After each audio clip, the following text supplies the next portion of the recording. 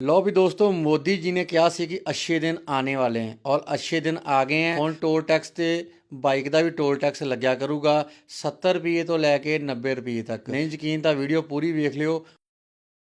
Bike का भी toll लगता है हाँ जी भैया, बहुत महंगाई कर रखी है, लूट रहे हैं, जमा समझ में नहीं आ रही है। ऐसा तो कभी जिंदगी में देखा नहीं। कितना ले रहे हैं टोल ये? भैया अभी और आगे 90 रुपए तो अभी पीछे कटवाए थे, ठीक है, 70 रुपए अभी कटेंगे। अरे अभी 90 रुपए तो कटवाए, मात्र ये मान लो 30 किलोमीटर पहले ही कटवाए। ये देखो बाइक का टोल लगना